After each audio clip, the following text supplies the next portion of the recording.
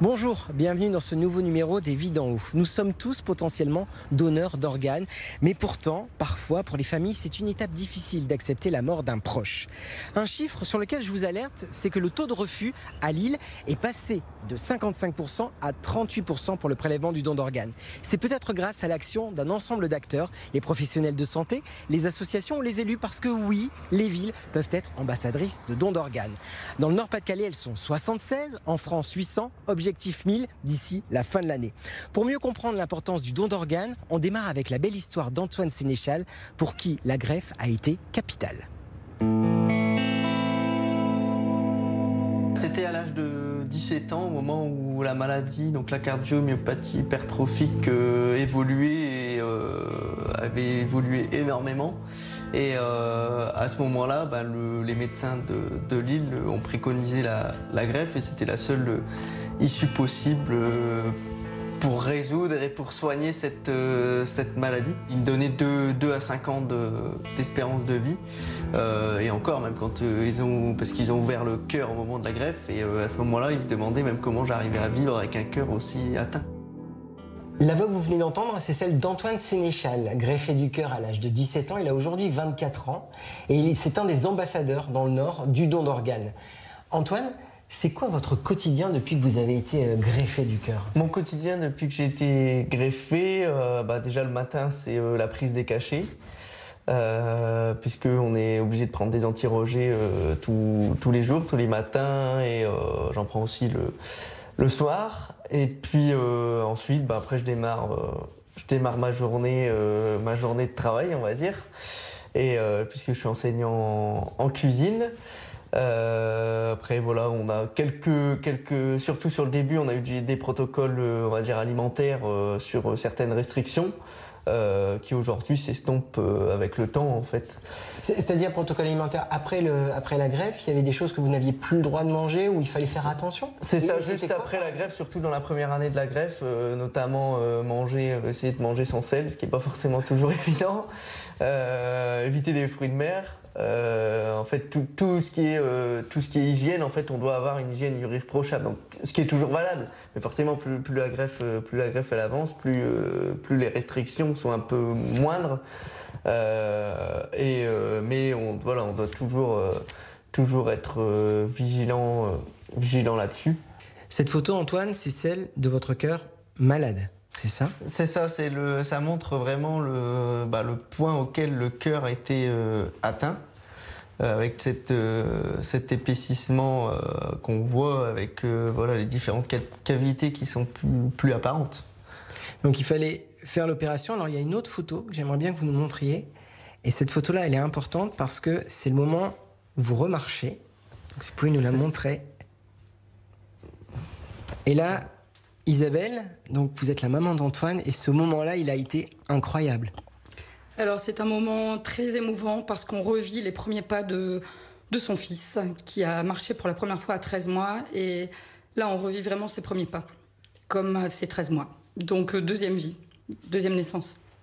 Deuxième naissance pour Antoine, et qui a un effet sur toute la famille. C'est pas que Antoine qui est sauvé, si je puis dire.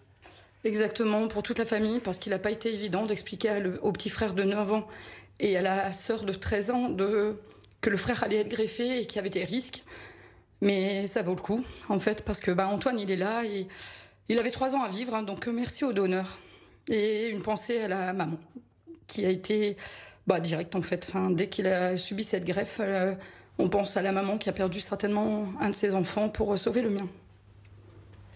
Antoine, ces premiers pas, est-ce que vous vous en souvenez, vous, aujourd'hui?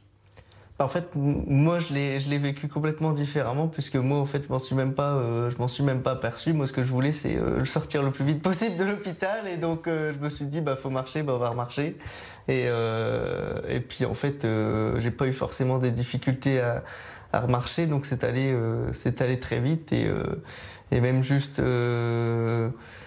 En fin de compte, je suis même remonté en marchant de cette salle, puisque là c'était une salle en fait enfermée pour éviter tout contact extérieur. Et puis ensuite je suis remonté en chambre, on va dire standard, et je suis remonté à pied en fait. Isabelle, Le jour où il a fallu partir pour la grève, vous vous en souvenez? Comment ça s'est passé, ce coup de fil, ce moment? Alors, coup de fil à minuit, le 31 juillet. Donc, je suis allée chercher Antoine. On avait à peu près 2 heures en fait pour arriver à l'hôpital. Là, on savait que c'était la nuit, il n'y avait pas de monde sur la route. On avait le temps, donc on a bien pris le temps pour arriver là-bas. Et Antoine, avec le courage qu'on lui connaît, il a lui-même sonné. Et quand on lui a demandé pour quelle raison il venait, tout de suite il a dit « Je suis venu me faire greffer, mais avec un implant phénoménal ».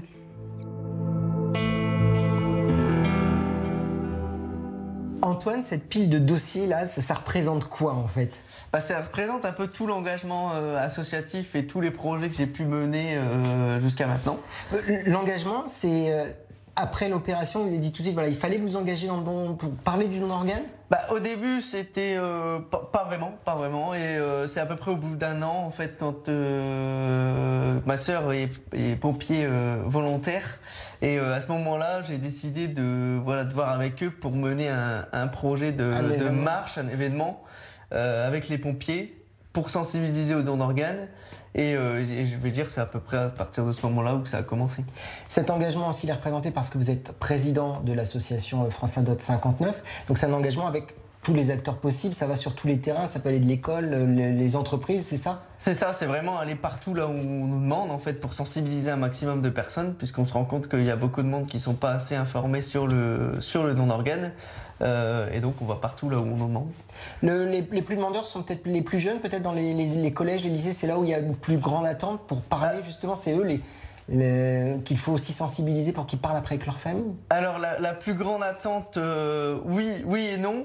Après nous personnellement, on aime bien travailler dans les écoles et aller sensibiliser les jeunes, puisqu'on trouve qu'en fait le fait de sensibiliser les jeunes, en fait il y a beaucoup de choses qui passent par la parole des jeunes. Et après ils vont aller sensibiliser leurs parents, donc en fait on aura fait une double action en une en fait. L'engagement, ça se symbolise aussi avec votre livre oui. Que vous avez écrit tout récemment. C'est pourquoi? C'est pour continuer à témoigner aussi, pour laisser une trace? C'est ça, c'est un peu laisser une trace et aussi partager un parcours en fait de vie en général, puisque je parle de l'avant-greffe, le pendant et puis ensuite l'après-greffe. Et il va à destination, on va dire qu'il est un peu ouvert à tout le monde, puisqu'il y a différents sujets qui sont évoqués dans ce livre. Alors forcément la greffe prend une grosse partie, une part importante. Mais il n'y a pas que cette greffe. Parce que ce livre, c'est aussi un témoignage pour vous souvenir de votre papa récemment décédé. C'est ça aussi que vous vouliez avec cet ouvrage. C'est ça. C'est aussi et d'où un peu ce titre, La vie n'est pas un jeu. C'est montrer aussi en fait que tout peut s'arrêter. Tout peut s'arrêter du jour au lendemain, comme pour mon papa ou pour moi-même. En fait, si j'avais pas été greffé, je serais pas là pour témoigner. J'aurais pas pu écrire ce livre. Donc c'est aussi un peu une transmission de paroles et vraiment de parcours et d'histoire en général. On comprend, Antoine, l'engagement, ce n'est pas que le 22 juin lors de la journée du don d'organes, ce n'est pas uniquement avec le ruban vert. Pour vous, c'est tout au long de l'année parce que c'est important. Je vous remercie énormément d'avoir pris le temps de nous recevoir aujourd'hui, Antoine. Un engagement aussi avec les professionnels de santé. On va justement aller les rencontrer aux urgences du CHU de Lille. Nous sommes avec le docteur Guillaume Strecker, anesthésiste réanimateur et aussi médecin coordonnateur des prélèvements d'organes. Bonjour. Bonjour. C'est au cœur de ce service que se font les prélèvements? Tout à fait. On est au CHU de Lille, donc, et c'est au niveau des urgences chirurgicales de l'hôpital Saint-Longros que sont effectués tous les prélèvements d'organes ici à Lille. Alors, pour que les prélèvements se fassent, il faut parler de la question du don d'organes. C'est encore un peu un tabou. Aujourd'hui, dans la région, le taux de refus est quand même de près de 40%. Comment est-ce qu'on l'explique? Alors effectivement, il est de 40%. Il a fortement augmenté d'ailleurs depuis ces dernières années. Les explications sont multiples et nombreuses. En fait, il y a notamment la première cause, c'est le fait que les patients ne se soient pas positionnés de leur vivant. Il y a un sentiment de culpabilité en fait, d'autoriser à ce qu'on prélève les organes? Effectivement, il y a un gros sentiment de culpabilité à partir du moment où la personne n'a pas donné son avis de son vivant. En fait, même si la loi nous autorise à faire le prélèvement d'organes, à partir du moment où la personne n'a pas refusé, si la personne ne s'est pas exprimée de son vivant, la famille, en fait, estime que c'est à elle de supporter ce poids et donc ils préfèrent dire non. pour vous et votre service, la principale arme, c'est la connaissance, c'est rassurer, c'est expliquer à chaque fois? Alors tout à fait, ça c'est notre tâche principale, je dirais, quand on rencontre les proches des familles et les familles des personnes endeuillées, c'est d'expliquer avant toute chose ce qu'est le prélèvement d'organes.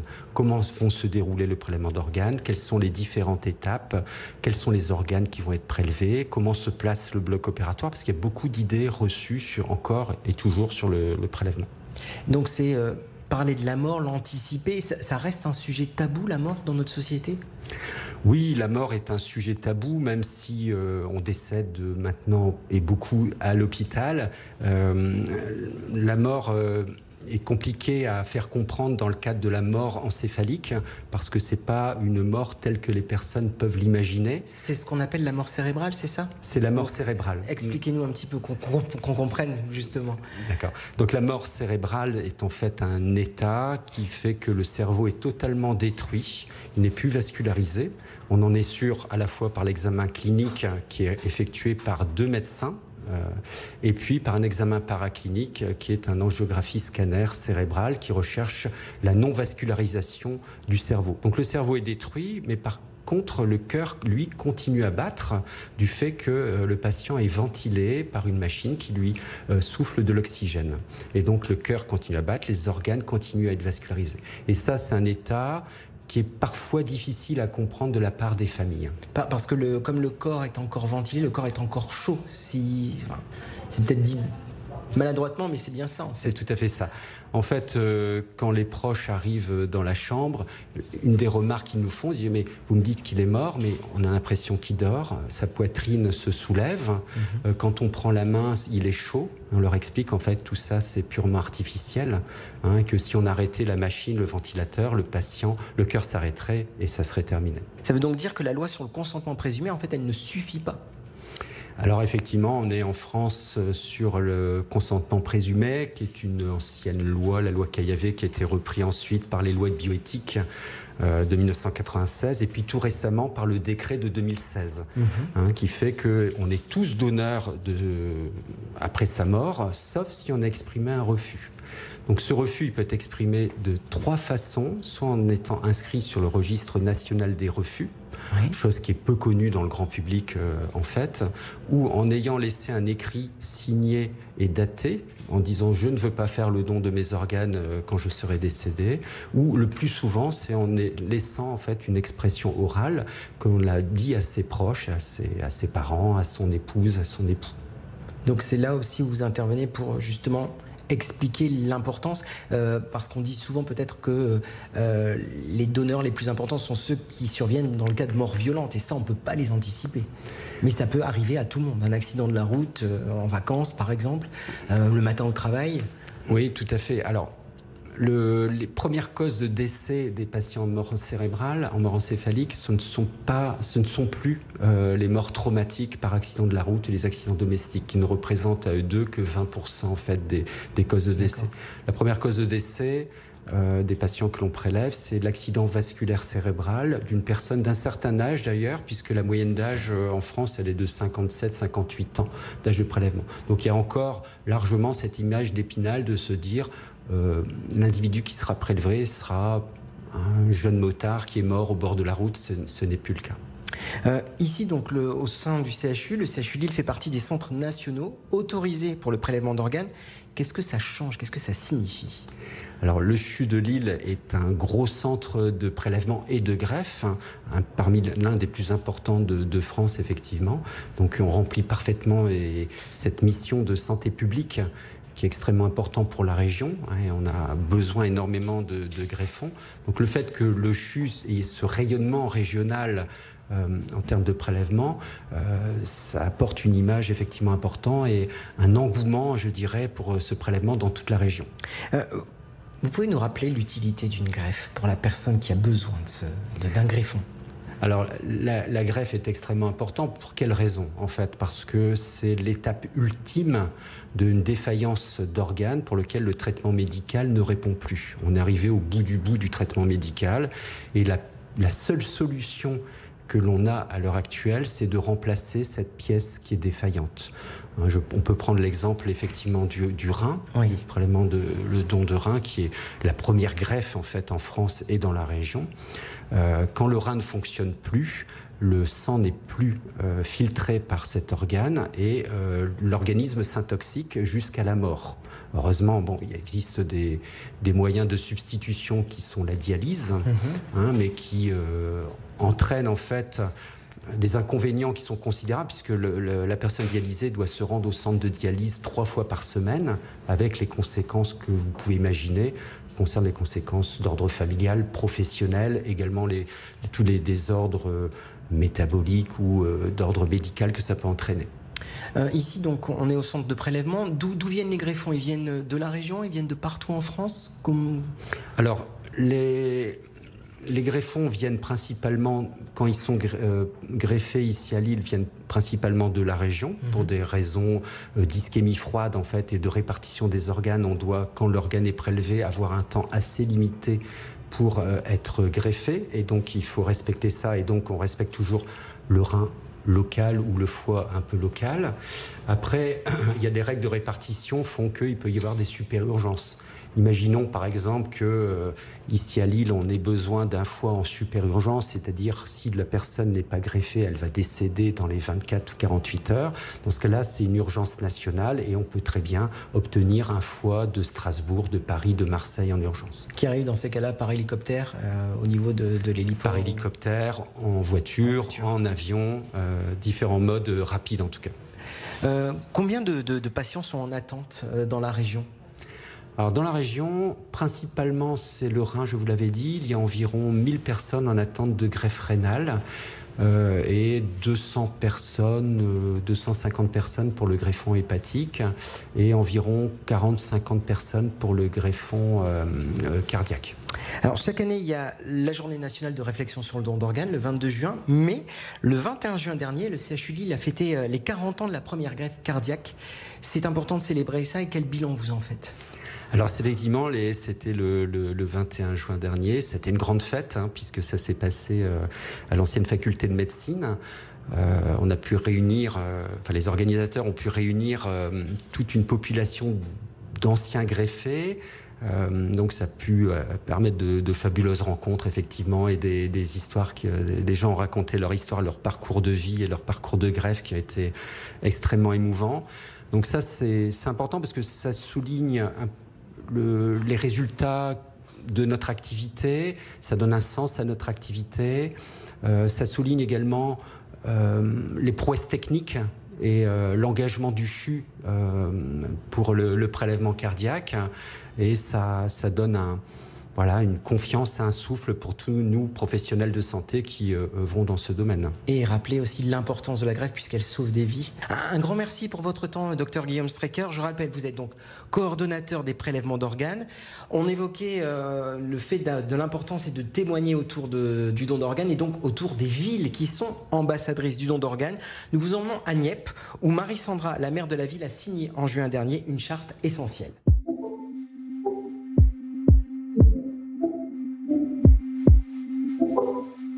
Nous voici à Nieppe, une des villes ambassadrices don d'organes, et je suis avec Madame le maire Marie-Sandra. Bonjour. Bonjour. Merci de nous accueillir devant le très beau Avec château plaisir. de Nieppe. Ça nous fait vraiment plaisir. Alors pourquoi est-ce que vous avez pourquoi Nieppe est devenue ville ambassadrice du don d'organes en juin dernier? Eh bien écoutez, sous l'impulsion de notre directeur général des services et de notre adjointe à l'action sociale, on avait à cœur de trouver une action sur la santé, et on trouvait que le don d'organes c'était quand même quelque chose de profondément altruiste et qui peut sauver des vies. Donc on s'est dit, même moi en tant qu'élue, je me dis, je suis responsable de pouvoir transmettre un message et de aussi casser les préjugés et les non-dits. Donc on s'est dit, allez, on va tenter de faire cette démarche de devenir ville ambassadrice du don d'organes. Ville ambassadrice, concrètement, ça veut dire quoi ? Et ben alors ça veut dire que on va montrer de la visibilité. Donc aux abords, à l'entrée des villes, on a ce panneau ville ambassadrice du don d'organes. Et puis c'est s'inscrire dans une démarche tout au long de l'année avec la journée nationale du don d'organes.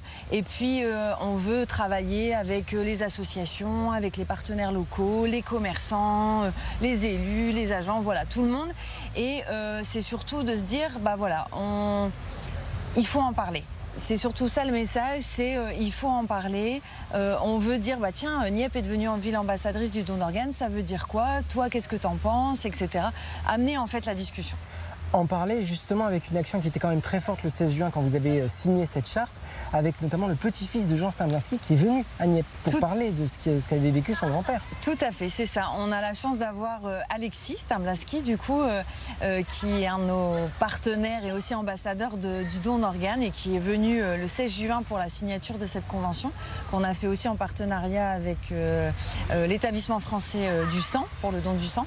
Et c'est vrai que c'était symbolique parce qu'on a eu le passage du Tour de France ici le 5 juillet et on voulait associer finalement les deux, et qui de mieux que le petit-fils de Jean Stamblinski pour parler de tout ça. Vous parlez d'engagement, cette signature de charte don d'organes, également renouvellement avec le don du sang. Vous voulez faire de Nieppe une ville véritablement ambassadrice dans tout ce qui est don pour la santé, c'est ça aussi? Oui, c'est ça, et de se dire on est porteur du message, voilà, on peut tous être acteurs de cette chaîne de solidarité finalement, et il suffit juste d'en parler et d'être ensemble, de dire toi qu'est-ce que tu penses, toi qu'est-ce que tu as envie de faire, pour casser ces préjugés, et que le jour où ça arrive, on se pose aussi moins de questions. Les prochaines actions sont déjà en cours de réflexion? Mais tout à fait, on est qu'aux prémices de cet engagement. Et puis c'est au CCAS aussi qui va porter tout ça et qui va programmer tout au long de l'année les actions. C'est une bonne idée, tiens, le CCAS. Je suis très curieux. On va justement aller voir comment ça se passe au CCAS, comment justement on prépare les premières actions. Tout à fait, allons-y. Nous sommes maintenant au CCAS de la ville de Nieppe avec Madame le maire et donc avec Madame Dartois. C'est ça, l'adjointe à l'action sociale et en charge de la santé. Bonjour. Bonjour. Alors, Madame le maire nous a expliqué que le 16 juin, c'était la grande journée de lancement pour Nieppe en tant que ville ambassadrice don d'organes. Quelles sont les prochaines actions que vous allez mettre en place avec le CCAS et qui vont être menées dans la ville pour parler du don d'organes? Alors, les prochaines actions sont sur deux plans. Un premier plan, le grand public, et également les enfants. Donc, par rapport aux enfants, il faut savoir qu'on va travailler avec les scolaires du privé et du public, les élèves de CM2 et les élèves de 3e, avec le collectif Grève Plus. Au niveau du grand public, il faut savoir qu'il y aura des conférences et des films qui seront effectivement proposés avec des débats, et également une semaine de la santé, donc entre le 14 juin pour la journée nationale du sang et le 22 juin, la journée nationale du don d'organes. Voilà, comme la charte a été signée le 16 juin, on trouve que c'est opportun de le faire à ce moment-là.